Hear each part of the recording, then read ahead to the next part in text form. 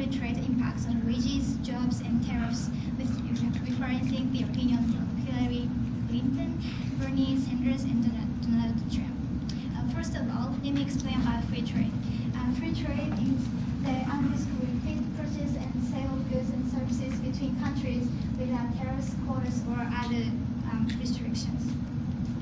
Some benefits, generally we can buy cheap foreign products, and there are low barriers in importing and exporting, so businesses can do their business more easily.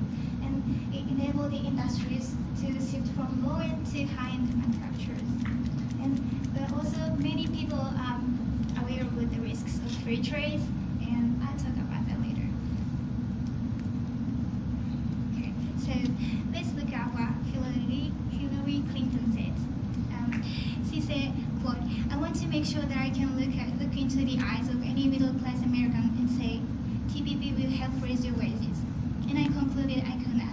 At the Democratic primary debate in Las Vegas in October 13th last year. So TPP is the Trans-Pacific Partnership Trade Agreement among 12 Pacific Rim countries, including New Zealand, the United States, Canada, and Japan, and so on. Basically, TPP reduces the restrictions of trades between those countries to promote economic growth, but she argues that TPP will not benefit us in terms of wages.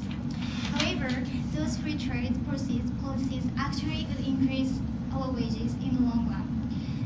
According to Donald Berger-Franks, and a professor of economics and former department chair at George Mason University, quote, "Free trade works with other market processes to shift workers and resources to more productive uses, allowing more efficient industries to thrive.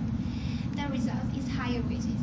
So what he's saying is that free trade makes us to work on to move toward to more productive and efficient industries from cheap industries, and also it will enable raise our wages. Okay, let's move on to another myth. Bernie Sanders, one of the presidential candidates for Democratic nomination, quote, "Since 2001, we have lost almost 60,000 factories and millions of good-paying jobs. I'm not saying trade is the only reason, but it is a significant reason why Americans are working for longer hours for lower wages, and why we are seeing our jobs go to China and other low-wages countries." He argues that trade policies like TPP, NAFTA, and CAFTA are allowing cheap foreign products coming to the United States, and production of this country to shifting from the country to China or other cheap wage countries, especially in Asian countries. However, in fact, free trade would be able to create new job opportunities in high-end industries.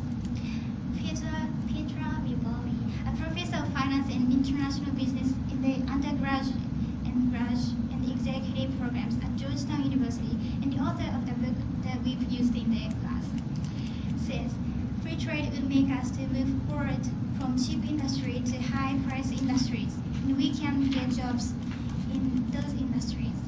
So what he's saying that even though we lose our jobs right now, but we will be able to get another jobs in those new industries. So finally, let's hear what another candidate has to say. Donald Trump says high tariffs are needed for imported goods to protect domestic manufacturing because we can defeat other countries involved. He said at the GOP debate in August 6, 2015, quote, "We don't win anymore. We don't beat China in trade. We don't beat Japan with their millions and millions of cars coming into this country in trade. We can beat Mexico at the border or in trade." He actually supports the free trade, but he believes it must be fair. And so he suggests putting high tariffs on the cheap imported goods to protect domestic businesses. However, high tariffs are not good solutions because those will hurt American working classes' living standards. Scott Binkley, a visiting lecturer at Duke University, says, quote, "Tariffs are regressive taxes that harm poor Americans far more than wealthy folks like Trump." So he's saying that high tariffs may not be harmful for rich American people, but it will hurt for poor Americans. So in addition, we don't have to compete with China anymore because this is the time for American chip industries to shift to high-end industries.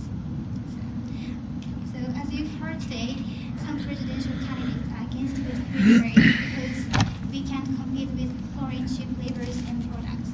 However, those are wrong in the long run view.